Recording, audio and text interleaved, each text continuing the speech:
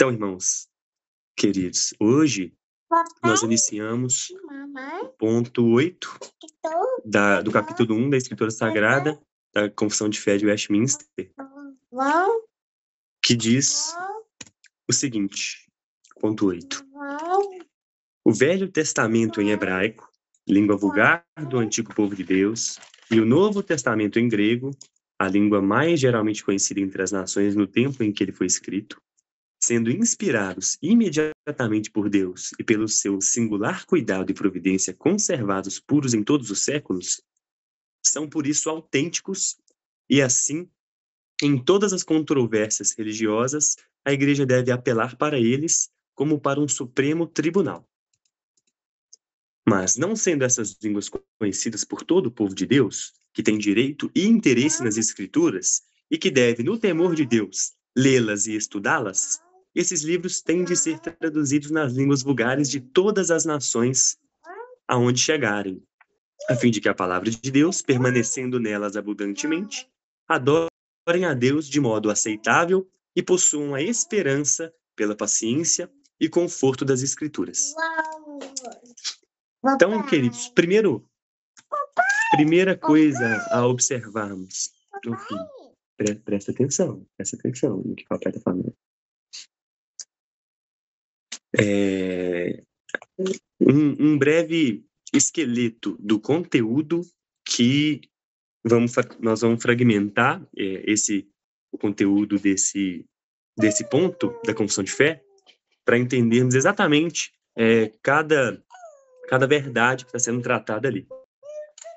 Então, primeiro, as Escrituras foram inspiradas por Deus nas línguas originais e conservadas puras em todos os séculos pelo cuidado e providência de Deus.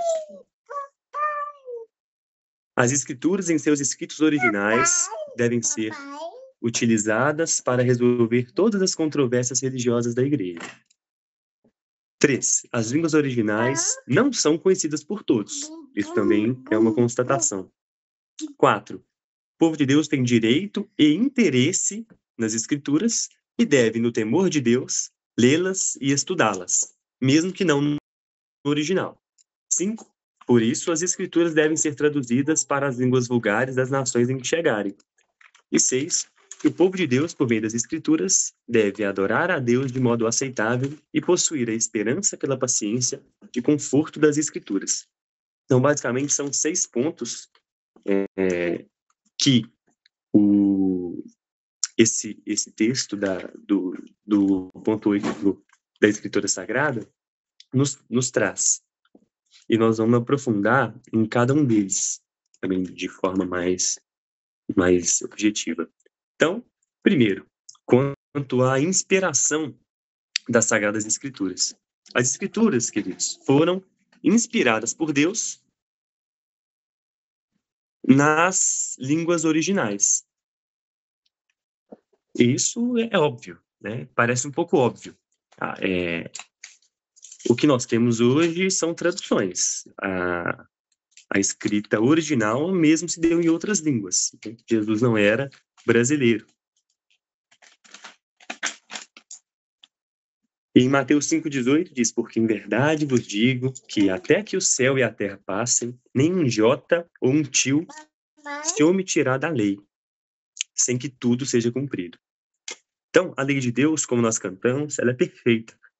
Ela é perfeita, ela é completa, e as Escrituras, elas são inspiradas por Deus, como nós já vimos em outras aulas, na aula do primeiro ponto, do segundo ponto, também, na confissão de fé. Então, o Antigo Testamento, ele foi escrito originalmente em hebraico, e o Novo Testamento foi escrito originalmente em Deus. Em Deus. Foi escrito originalmente em grego. Então, isso é sabido, né? É sabido. O Antigo Testamento foi escrito em hebraico e o Novo Testamento foi escrito em grego. E, queridos, as Escrituras, elas foram preservadas. Elas foram escritas em hebraico e grego. O Antigo Testamento ele foi devidamente preservado, inclusive até o momento da encarnação do Verbo, até o nascimento de Jesus, até o Novo Testamento, o Antigo Testamento havia sido preservado. Nós estamos estudando às terças-feiras o panorama do Antigo Testamento, inclusive na ordem da Tanakh, né, na ordem que os judeus liam o Antigo Testamento. Então, o Antigo Testamento foi preservado, inclusive até o momento do Novo Testamento e até a formação do cânon, enfim, e até os nossos dias também. Então, queridos, pela providência de Deus, pela sua providência, Deus preservou os textos originais. E como se deu essa preservação, queridos? Os textos originais que foram escritos há milhares de anos atrás, e na época, inclusive, não tinha notebook, não tinha computador, salvar os arquivos na nuvem, enfim. E mal papel, não tinha nem papel na época do Antigo Testamento. Então, é importante para a nossa reflexão pensarmos um pouco nisso, e em como se deu essa preservação, em quão milagrosa é essa preservação das Escrituras. Os antigos textos, eles foram escritos em pedras, como a própria lei de Deus, os próprios 10 mandamentos, em papiros, que eram... papiros são papéis mesmo, né? Tipo um papel mais antigo, feito de fibras de folhas de árvores, couro de animais, pele de animais, né? Pergaminhos de peles. Depois veio o papel, e escrito em milhares de anos, queridos. Como que essa preservação ela se deu em milhares de anos? Com esse tipo de material. As coisas se perdiam muito. Elas tinham que ser reescritas várias vezes, né? Os escribas, eles escreviam e reescreviam a lei de Deus muitas vezes, né? Esse material ele se perdia. E o povo de Deus sempre foi comprometido com a preservação e a transmissão do texto. E aí nós começamos a entrar num pouco do tema da breve exposição que nós tivemos no nosso culto, em Esdras, em Neemias, perdão, sobre o compromisso do povo com a preservação e com a transmissão do texto. E nós percebemos isso em Deuteronômio 6, né? Na ordenância da lei, para que a lei fosse inculcada no seu filho, nos nossos filhos, inculcada nos filhos, na testa, na mão, nos umbrais das portas, no caminho, que o tempo inteiro a lei fosse transmitida para os nossos filhos. Então, nós percebemos já uma ordenança da lei sobre preservação e transmissão dela própria. Bem. E preservação e transmissão. Sim. Dentro disso, eu vou fazer uma pergunta irônica, mas assim, considerando, é claro, o fato de que... Só um minuto.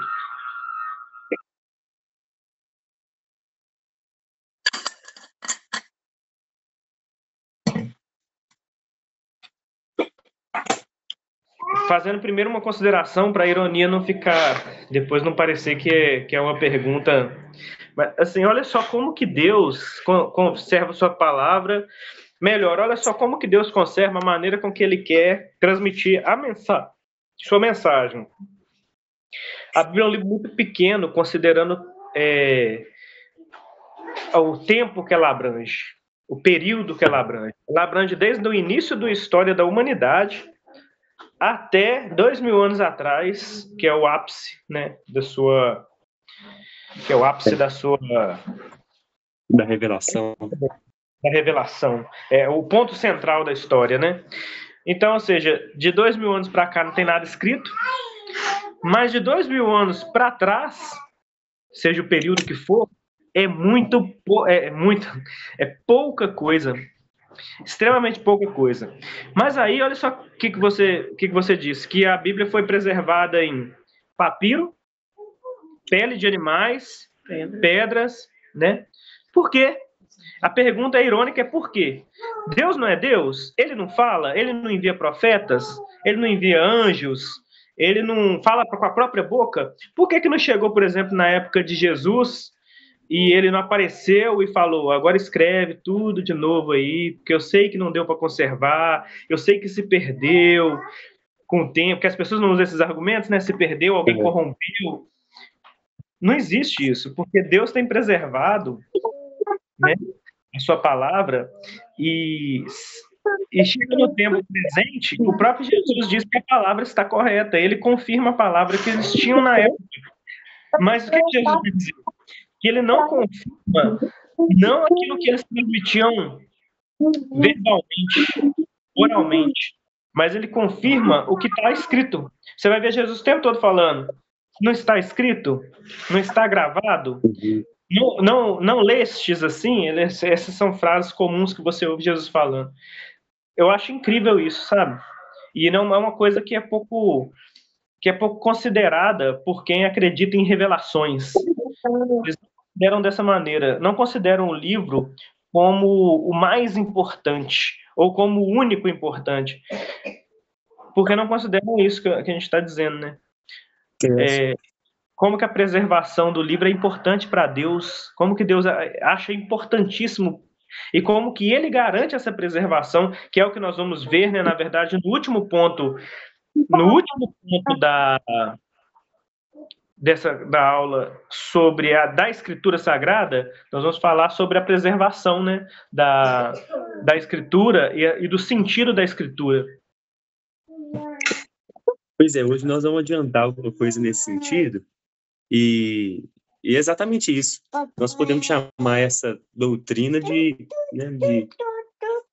da soberana preservação das Escrituras, né? Porque ela não só é soberana no sentido que é Deus que faz, mas refletindo no porquê ele faz, como a sua pergunta irônica, por que ele faz desse jeito? O que é assim? Ele poderia fazer de outras formas, mas não. Aprove ele que fosse por meio de escritos, por meio de textos escritos. E a gente percebe que é tão importante, a revelação ela é tão escrita, que Deus preservou ela escrita. Porque ele poderia, não, escreve aí, mas não esquenta muito a cabeça com isso, não, porque depois, igual você falou, depois eu revelo de novo. Não. O que foi revelado foi escrito. E o que foi escrito foi preservado. E tem um outro ponto que é importante, que é o texto que você leu, é perfeito, é que em momentos em que a escritura se perdeu, ficou escondida, igual no tempo de Esdras, ou no tempo de... Tem um outro rei em que a escritura está... Josias, em que a escritura está perdida, escondida. Deus não aparece, né, com um anjo e fala assim: gente, tem embaixo dessa pedra, olha ali. Ou ele não vem e fala: eu vou ter que copiar aqui de novo, porque ela está perdida, e agora ela vai se perder para sempre. Deus não está preocupado com isso, não é uma preocupação de Deus. Isso é, ao mesmo tempo, amedrontador. Por que amedrontador? Para mim é amedrontador, porque se eu não pegar esse livro aqui, abrir e ler ele... Perdemos o texto, e agora? E agora? Se eu não abrir o texto, por exemplo, vamos lá, se eu não abrir o texto de manhã, ler para minha família, me amedronta saber que Deus não vai enviar um anjo para bater na minha porta e fazer eu ler, ou ler para mim. Ele ser amedrontador.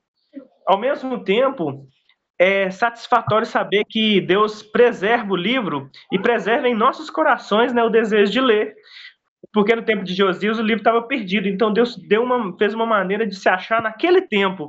Olha o tanto de tempo, o tanto de anos, né, que a lei ficou perdida, para que naquele tempo difícil Deus fizesse. Eu vou falar mais não, é maravilhoso. Exatamente isso. E essa é a soberana preservação, queridos, das Escrituras. E nós também poderíamos refletir sobre a providência de Deus. Mas isso vai ser melhor trabalhado depois no capítulo próprio da Confissão de Fé, sobre a providência de Deus, mas a mão de Deus mesmo conduzindo a história para a preservação do texto este que é a única forma de revelação de Deus, né? Porque todas as outras formas desaguavam nessa. Os profetas revelavam para que o texto fosse escrito, e o texto foi escrito, né?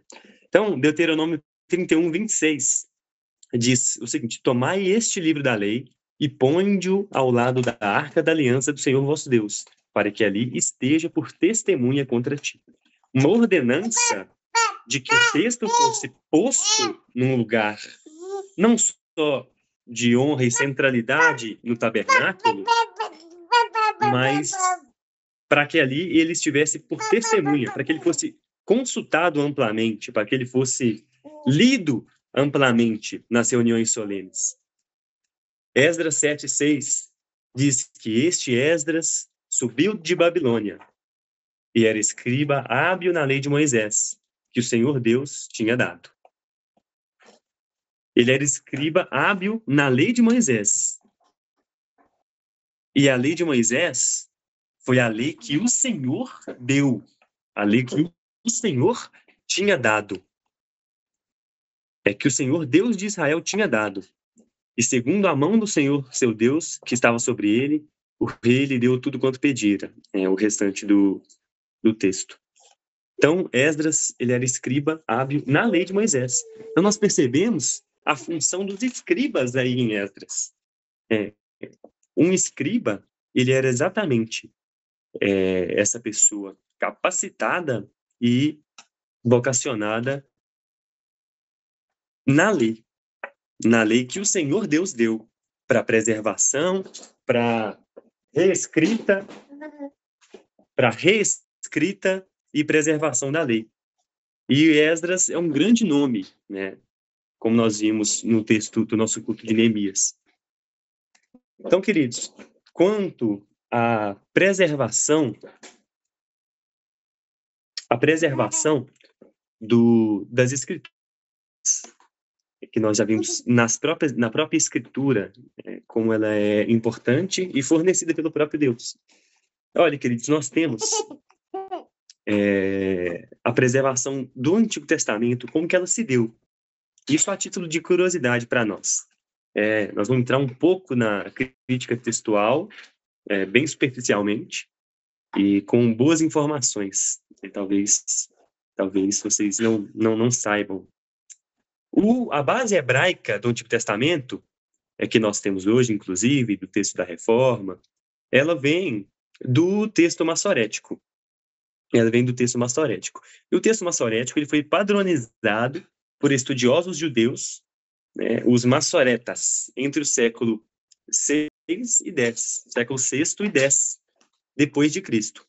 Então, tinham certos cristãos, chamados massoretas, que no século 6 até o século 10, depois de Cristo, eles padronizaram essa base hebraica. E esse foi chamado texto massorético. Como que essa preservação pelos massoretas ela se deu? Eles instituíram sistemas rigorosos de cópia e contagem de letras para evitar alteração. Então, percebam, queridos, o compromisso na preservação da lei, o compromisso na preservação da lei de Deus. Eles estabeleceram sistemas até de contagem de letras para que os manuscritos não tivessem alterações. E nós tivemos, depois disso, recentemente, a descoberta dos manuscritos do Mar Morto, foi no século XX mesmo, de manuscritos datados de cerca de 250 a.C. a 68 depois de Cristo, que foram encontrados no Mar Morto, nos manuscritos do Mar Morto. Ou seja, eles são muito mais antigos do que os escritos massoréticos, muito mais antigos. 250 a.C. E nós, com essa descoberta, percebeu-se que o texto massorético ele tinha variações mínimas e de pouca relevância teológica, que a integridade essencial do texto ela havia sido mantida e preservada. Então percebam que isso aqui é uma loucura. Isso aqui é uma loucura. Nosso apego não está aqui. Eu trago isso a título de informação. Vocês perceberem um pouco sobre como se deu essa preservação divina, magnífica das Escrituras. Nós temos o texto massorético sendo confirmado com uma integridade quase perfeita, né? Com essa descoberta recente, bem recente, dos manuscritos do Mar Morto. Então, queridos, mesma reflexão de mais cedo. Como o povo de Deus trata as Escrituras? Esse povo amava as Escrituras como se ela fosse a palavra do próprio Deus. Como eu adiantei também um pouco mais cedo no nosso culto. O povo, para preservar as Escrituras, para reescrever as Escrituras, para dedicar a sua vida na reescrita das Escrituras, estabelecendo sistemas de cópias com contagem de caracteres, de letras, para que nada fosse perdido ou adulterado, como nós vimos no texto do Evangelho de Mateus, segundo Mateus.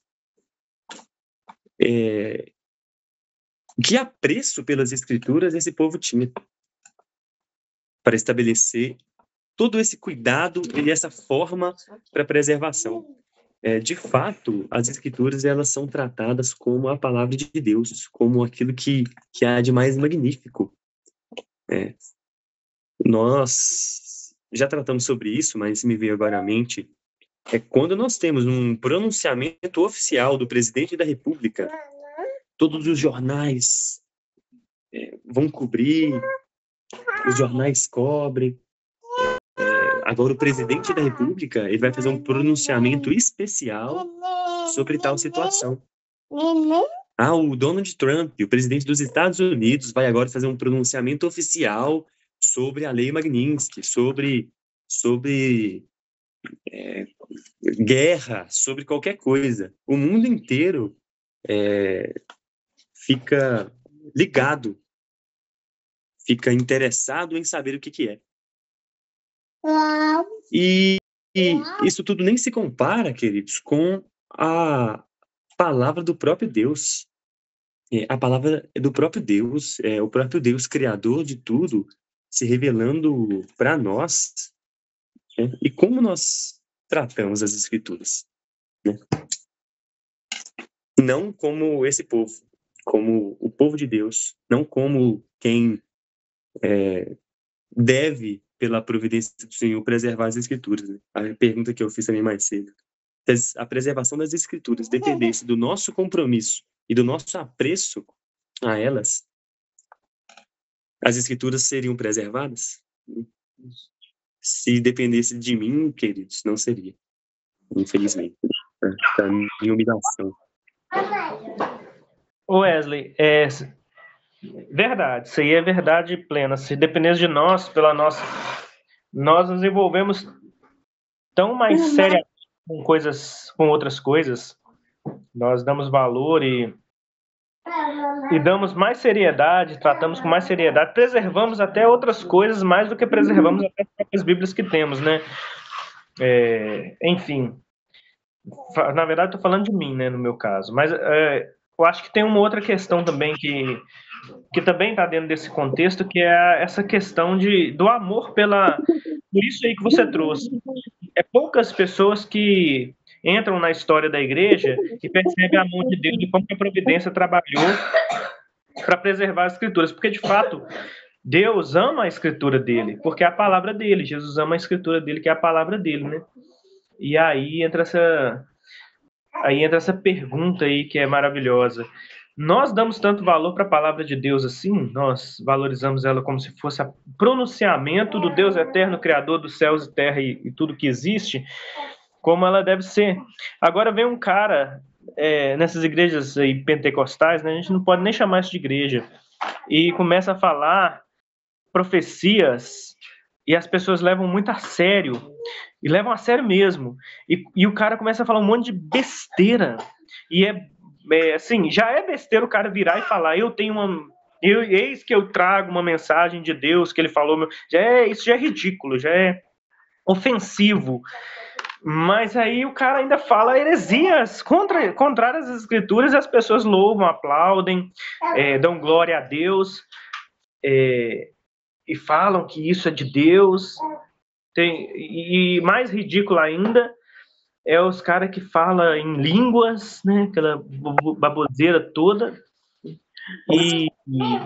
e as pessoas aplaudem. E eu tô vendo hoje em dia, você vê que nas igrejas reformadas, as pessoas estão dizendo esse tipo de coisa também, falando, olha, nós temos que pegar o povo pentecostal e aprender com eles a orar, aprender com eles a culto, aprender a fazer o que eles fazem, porque o que eles fazem é com muito fervor. Eles estão zombando de tudo que você está ensinando hoje. Mas eles zombam mesmo, é zombaria. E eles estão amando o oposto daquilo que está sendo ensinado. Pois é, meu irmão.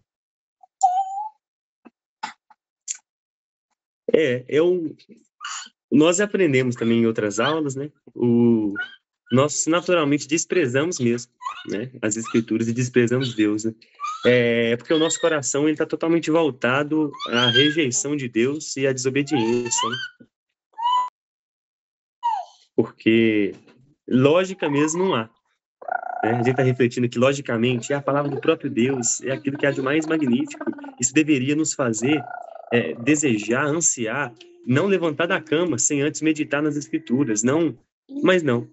Nós vivemos a nossa vida como se Deus nem existisse, infelizmente. E, inclusive, ainda temos que escutar essas baboseiras de pentecostalização, sendo que o que a gente precisa é do contrário, já está pentecostalizada demais. A gente tem que acabar com esse estrago que eles já fizeram já no cristianismo brasileiro, né? Igrejas que estão tão manchadas pela teologia pentecostal que nem sabem, nem percebem que estão, né? Infelizmente.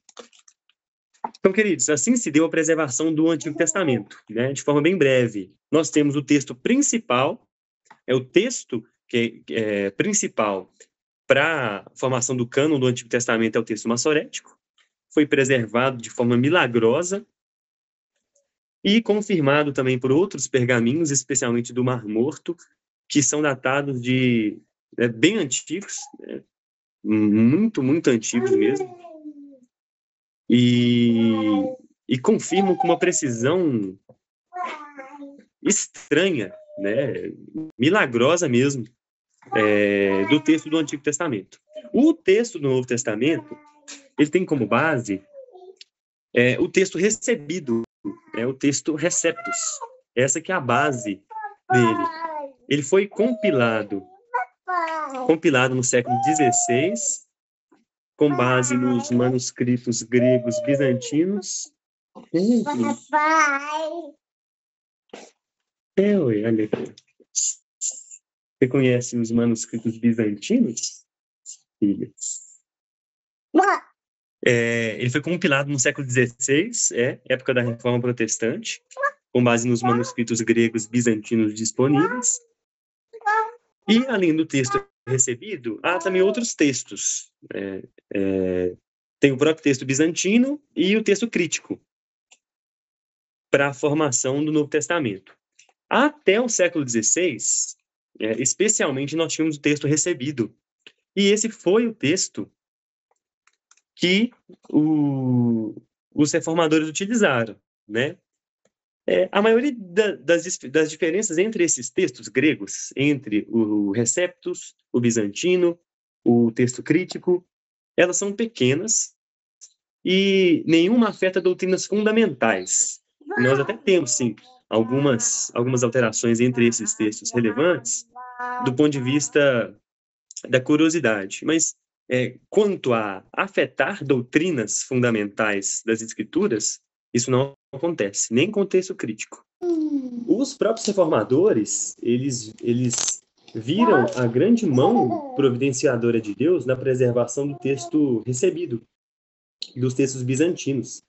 Eles perceberam como que o texto foi preservado de forma milagrosa mesmo, com escritos, reescritos, manuscritos gregos do período bizantino. Inclusive escreveram isso, né, os pós-reformadores, especialmente puritanos, ingleses e escoceses, escreveram isso, e nós estamos estudando hoje, sobre a preservação. Né? Eles enxergaram mesmo milagre de Deus na preservação desses manuscritos gregos do período bizantino. Então, queridos, nós percebemos que, e até conectando com a preservação do Antigo Testamento mesmo, mas especialmente sobre agora o Novo, que a palavra de Deus ela foi preservada com uma precisão inimaginável. A comparação de textos, de manuscritos diversos, mostra para nós uma precisão inimaginável. O Novo Testamento mesmo, ele possui hoje, no total, em se tratando de crítica textual, mais de 25 mil testemunhos manuscritos. Mais de 25 mil. Isso juntando quase 6 mil manuscritos gregos, tem 10 mil, mais ou menos, manuscritos em latim, 9 mil em outras línguas antigas, como siríaco, cóptico, armênio. Então, tem mais de 25 mil testemunhos manuscritos do Novo Testamento. Alguns, eles datam de menos de 100 anos após os originais. Então, tem alguns manuscritos que eles são aí do século II, né? Manuscritos do século II. E quanto às diferenças entre esses textos, que nós chamamos de variantes textuais, nós temos que, de 25 mil cópias, as variantes existentes representam menos de 1% do texto, e nenhuma delas compromete qualquer doutrina cristã essencial. Então, nada. Né? Vocês vão perceber em algumas traduções bíblicas, do texto crítico especialmente, como Ara, como a NAA, que vem da Ara, né? Que é até usado pelos presbiterianos, a Ara. Os colchetes. Então, tem algumas passagens que estão ali em colchetes para exemplificar e identificar que há certa dúvida naquelas frases, naqueles textos bem curtos e específicos, mas ainda assim, nada disso compromete qualquer doutrina essencial. As escrituras, de modo geral, elas são mantidas em sua essência doutrinária, completa. Né? O sistema teológico, bíblico das escrituras, ele permanece inalterado. E algo interessante, quando nós comparamos os textos gregos das escrituras do Novo Testamento com outros textos antigos. Por exemplo, a Ilíada. Tiago conhece a Ilíada de Homero. É uma curiosidade. A Ilíada, ela possui aproximadamente 1.800 manuscritos. Né? Ilíada de Homero, que é uma das obras mais importantes da antiguidade grega. Né? Ela possui cerca de 1.800 manuscritos, e os mais antigos, eles estão há mais de 400 anos do original. Percebam. Tem também a obra Histórias, de Heródoto. Ela tem cerca de 100 cópias somente, e tem uma distância temporal ainda maior do que da Ilíada de Homero. As obras de Platão, também, elas possuem cerca de 250 manuscritos gregos conhecidos, mais ou menos. E os mais antigos, eles estão a mais de 1.200 anos de distância dos originais. Então, percebam, né? Em comparação das escrituras com esses outros textos, como que é discrepante, né? As obras de Aristóteles, por exemplo, elas têm cerca de 49 manuscritos e têm intervalos de mais de 1.400 anos entre os originais e a cópia mais antiga. Então, nós percebemos que nenhum outro texto antigo foi tão amplamente copiado, utilizado e preservado quanto as Escrituras. Em comparação com esses outros, né, mais de 1.400 anos de diferença entre a primeira cópia, o primeiro manuscrito encontrado e os textos originais. Então, uma conclusão lógica, né? Se os estudiosos confiam com segurança em obras antigas com poucos manuscritos e séculos de distância dos originais, muito mais podemos confiar no texto bíblico, cuja preservação foi extraordinária em quantidade, antiguidade e precisão.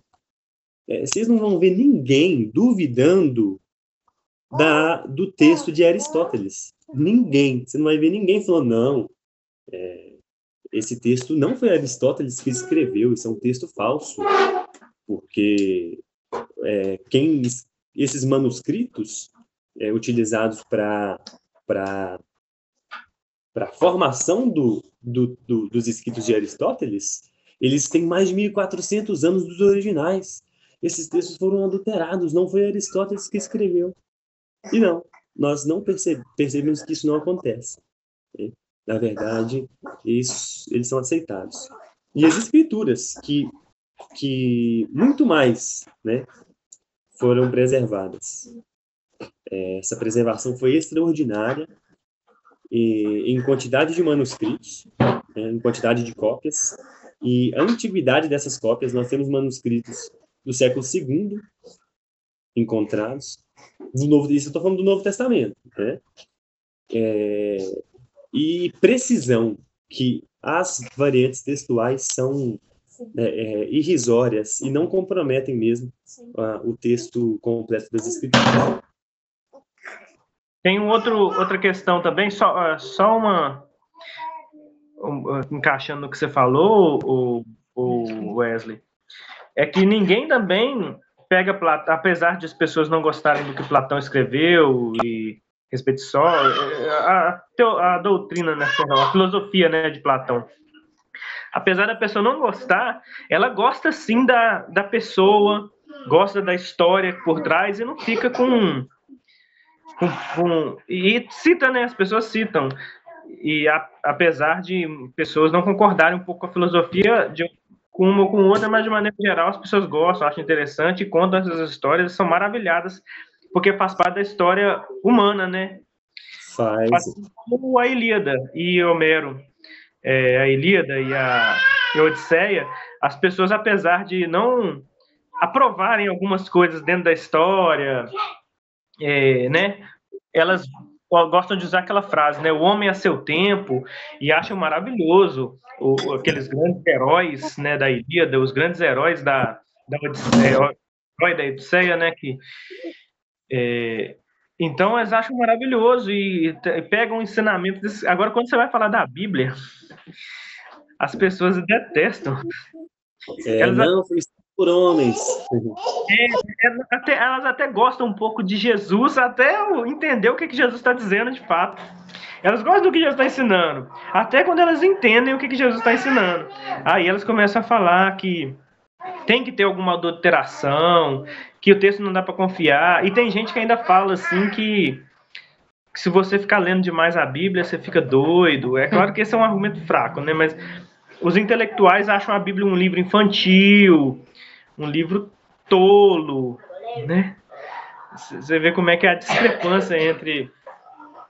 Ou seja, Sócrates e Platão estão aqui, agora a Bíblia é tolo.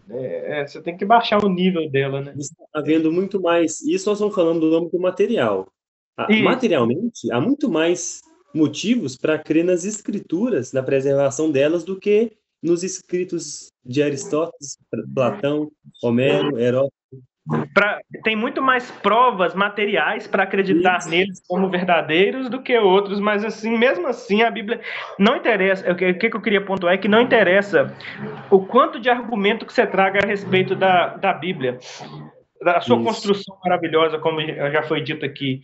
Foram 40 autores com o mesmo objetivo durante um período muito longo de história, e a preservação, não adianta, pode falar isso tudo durante horas com as pessoas, que elas vão virar e vão rejeitar. Irmão? Certo. Irmão, nós sabemos, o próprio Jesus disse isso para Tomé, que bem-aventurado aquele que não precisa de ver para poder crer. Mas, mesmo assim, a gente consegue ver vários pontos que envolvem e apontam para a credibilidade das Escrituras Sagradas. Mas você vê como que é engraçado, a gente entra até na última aula que teve, que eu falei sobre o próprio Deus também agindo na cegueira do ser humano. No próprio meio protestante, as pessoas, os evangélicos, descredibilizam a Bíblia de outra forma. Não por esse fato, sobre essa questão temporal, mas eu vi recentemente, até um grande amigo meu me falou essa heresia, e eu também vi depois um vídeo de um pastor, eu vou falar ainda dessa heresia, um pastor daquela igreja que está na moda aí, que os membros estão tudo fazendo tatuagem. Eu vi um vídeo dele com o Pablo Marçal, falando sobre a Bíblia, que ela foi escrita por homens, pecadores. E que, nesse sentido, a Bíblia não é a palavra de Deus. Ela apenas contém a palavra de Deus. E descredibilizando as Escrituras, fazendo com que ela não seja toda, que ela não está totalmente correta. E existem algumas incongruências nela por causa disso. Eu até ouvi uma mulher também em cima de um púlpito falando sobre bibliolatria, que muitas pessoas cometem a bibliolatria, que é essa confiança plena, cega nas Escrituras Sagradas e, volto a dizer, descredibilizando as Sagradas Escrituras. E o problema disso? O problema disso como a gente já disse também em outras aulas, sobre o problema maior ser o continuismo, nesse caso, a gente quebra totalmente o solo escritura, né, que é aquilo que foi defendido pelos reformadores naquela quebra de vínculo com a Igreja Católica, e agora nós estamos voltando, nos retrocedendo, abandonando esse solo escritura, relativizando o que diz as Escrituras, com essa heresia absurda de que ela não é a palavra de Deus, ela somente contém a palavra de Deus, e isso abre brecha para o meu entendimento, para os anjos que falam comigo, para o Deus que fala comigo, me passar o que é, então, a palavra de Deus que não está totalmente escrita nas Escrituras Sagradas. Então, a gente vê uma onda de heresia dentro do meio cristão absurda, que está fazendo com que cristãos se percam dentro da própria igreja, que na verdade não, a gente sabe, né? É o joio que está no meio do trigo. Mas enfim, é um absurdo envolvendo essa questão da confiabilidade das Escrituras. Esse é o liberalismo teológico, né? Que diz que as Escrituras contêm erro, por problema mesmo de inspiração, tudo isso. Mas quando o camarada diz que as Escrituras não são a palavra de Deus, o que ele está falando é: eu sou. Né? Ela está lá, mas ela também está aqui. Então ele tem que enfraquecer as Escrituras para fortalecer a si próprio e criar grandes impérios financeiros, né? Empresariais mesmo, e colocar o nome deles de igreja. Vagabundos. Seria incrível. Sabe o que seria incrível? Se tivesse uma Bíblia secular, assim. Porque isso que essas pessoas estão abrindo brecha. Se desde o início da compilação das escrituras as pessoas pegassem uma, de certa forma, a Bíblia e começasse a fazer as alterações que eles querem. Por exemplo, vamos colocar na época aí do Império Romano. O Império Romano fosse lá e fizesse de fato a alteração que ele quer lá. Que agora, vou colocar um exemplo aqui, o imperador também é um apóstolo, sim, e ele também dita. Aí vamos colocar outra, a Igreja Católica fizesse, que faz, né, mas fizesse alteração na Bíblia mesmo, alterasse lá um texto e falasse assim, ó, essa parte do texto caducou, corta ela e vamos colocar no lugar dela que Maria é de fato, escrever no texto bíblico, né, ao invés de só ter a doutrina, mas escrever lá no texto bíblico, Maria morreu virgem, foi assunta aos céus. Aí colocar lá no final do texto do Evangelho, e Maria também, quando morrer, antes de morrer, na sua velhice, foi assunta aos céus. Imagina se tivesse uma Bíblia assim hoje, como é que ela seria? Ela cortaria a parte que fala sobre o movimento LGBT lá e colocaria: e Deus aprova você, venha para a igreja, porque Deus aprova essa parte que caducou. Porque é isso que eles estão falando, igual o William falou.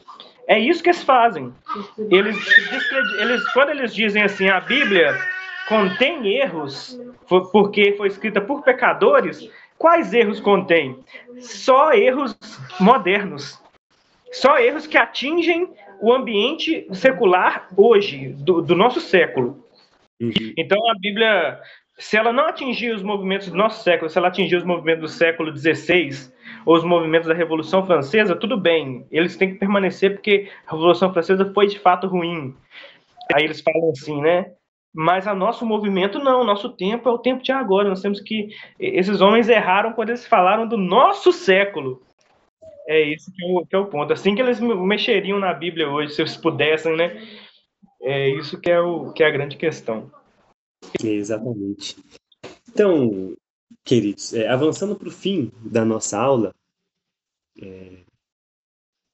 e concluindo essa primeira parte do ponto 8 que nós estamos tratando, sobre inspiração nos originais e preservação das escrituras nos originais, eu preciso de voltar para a aula do ponto 4, que foi inclusive minha mesmo, aqui, e na qual falamos sobre o porquê crer nas escrituras, de onde vem a autoridade delas, né?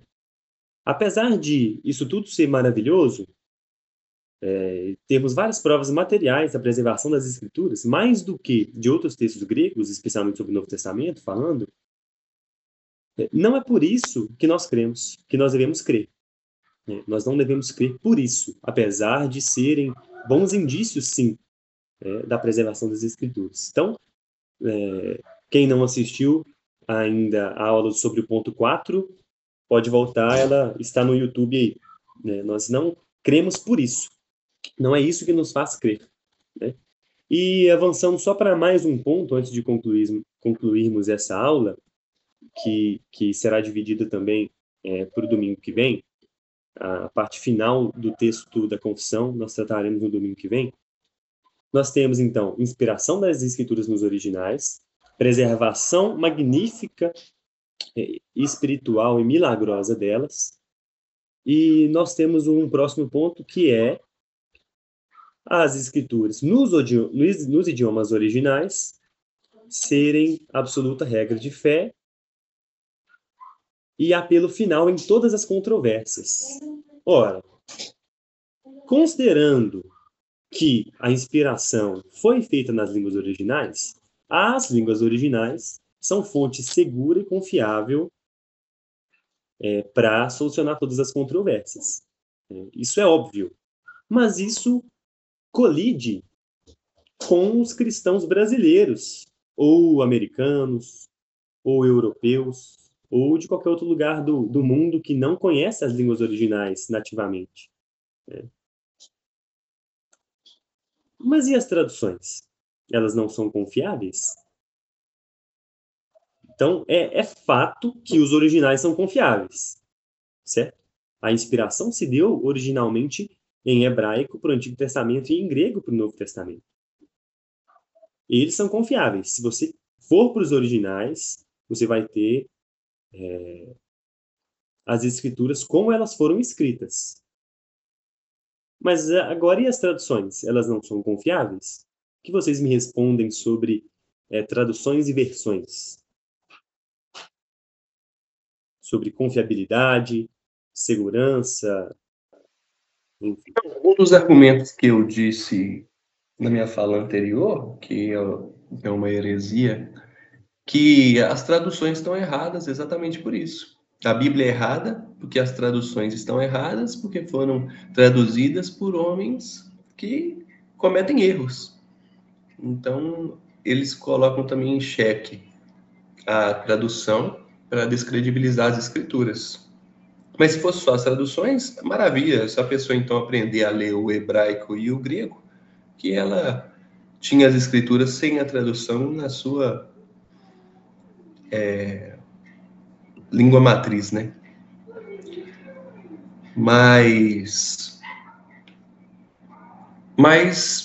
eu acredito na confiabilidade das traduções. Eu acredito que você vai ressaltar isso também, trazendo as histórias de quem traduziu, para poder frisar isso. Mas como você disse, eu também já disse, né, anteriormente, e o próprio Jesus disse, como eu disse para Tomé, não é por isso que devemos crer, né? Nós devemos crer sem precisar de ver, mas vamos, além de crer, também ver. Não para crer, mas para confirmar a nossa crença. Não confirmar, mas... Enfim. É uma consequência do crer.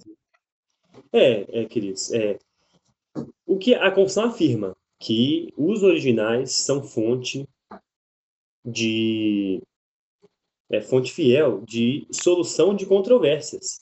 Que os originais devem ser apelados em todas as controvérsias, e os originais são absoluta regra de fé e prática. E isso é texto da própria confissão, é o que ela está dizendo. Agora, e quanto às traduções? Olha, as traduções e versões, elas são passíveis de erros, considerando o aspecto humano do tradutor. Mas ser passível de erro não significa que ela está errada. Não significa que ela está errada. Significa que ela pode errar em alguma coisa ou não. O aspecto humano pecaminoso na tradução pode fazer com que um ponto ou outro, ou vários pontos, a depender da versão, da tradução, nós temos adaptações bem controversas, como a NTLH, né, que é bem na linguagem de hoje, a NVT, nova versão transformadora. Enfim, temos versões bem criticadas, inclusive. Mas, assim, não necessariamente uma tradução ela está errada, mas há o potencial de estar em um ponto, às vezes, pequeno e um maior. Traduções e versões são passíveis de erro, considerando o aspecto humano, enquanto os originais não. Por isso, os originais são fontes finais de solução de controvérsias. Fontes finais.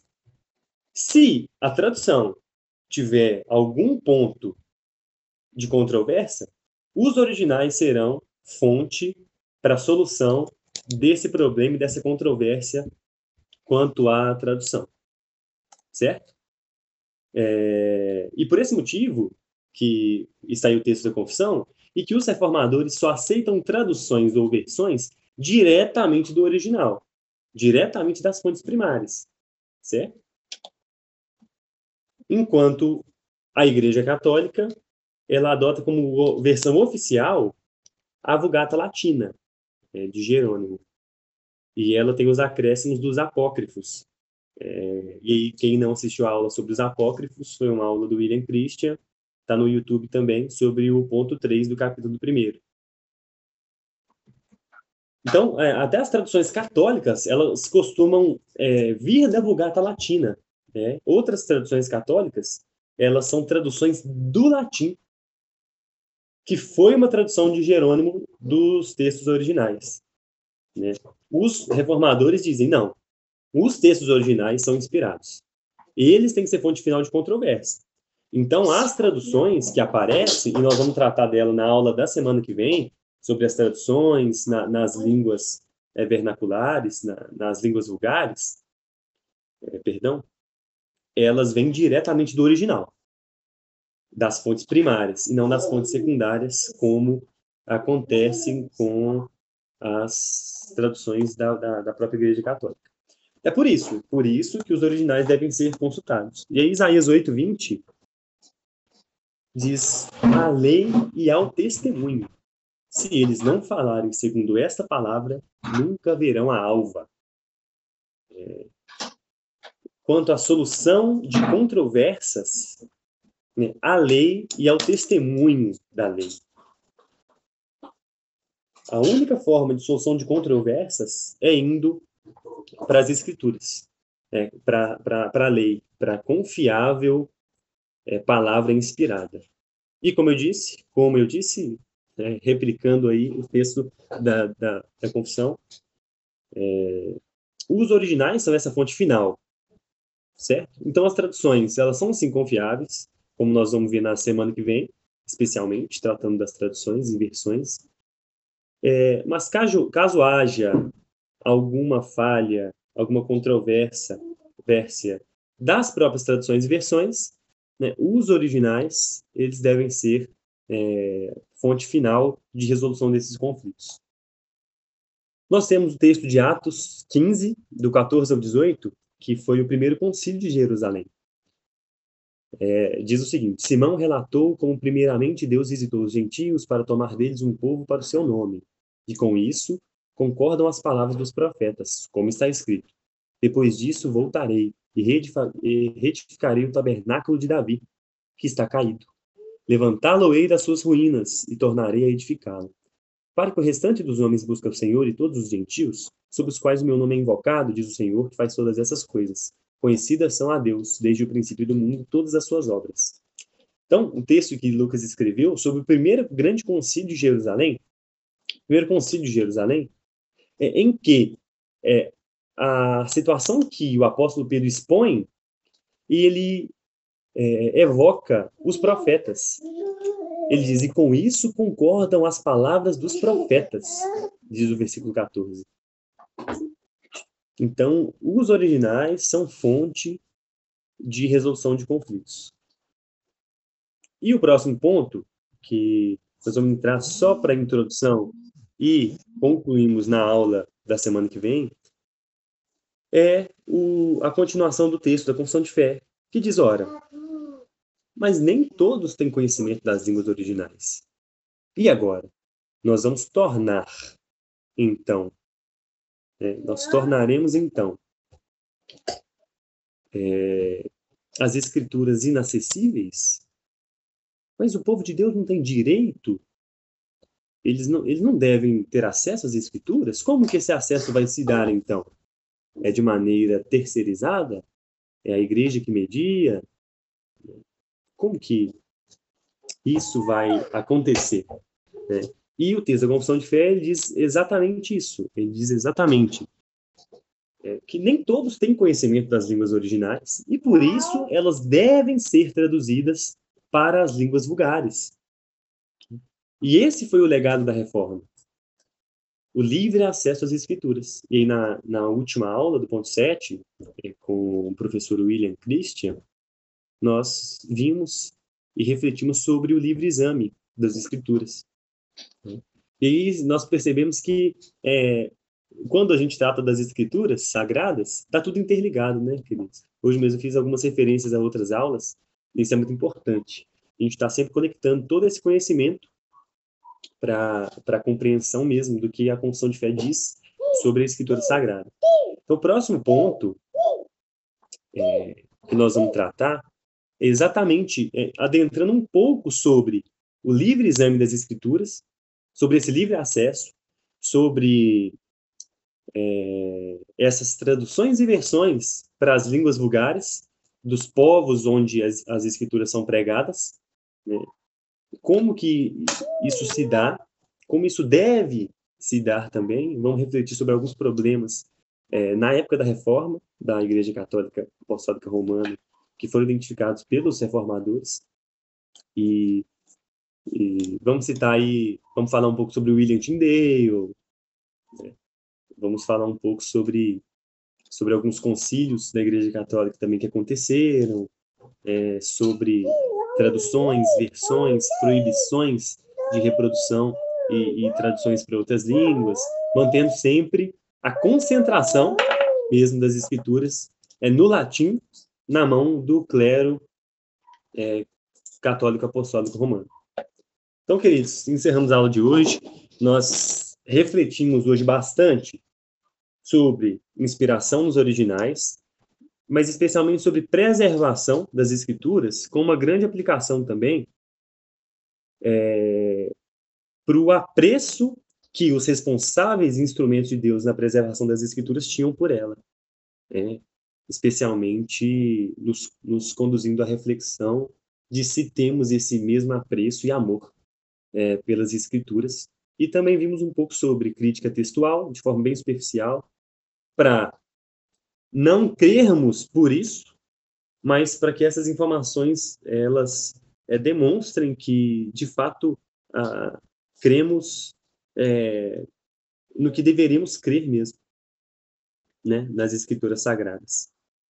E há muitos motivos materiais para crer que elas foram devidamente preservadas, mas não cremos por isso, como vimos na aula do ponto 4.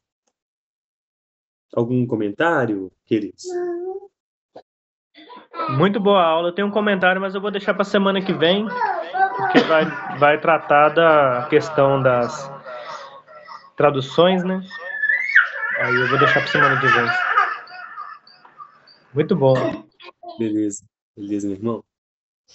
Graças a Deus.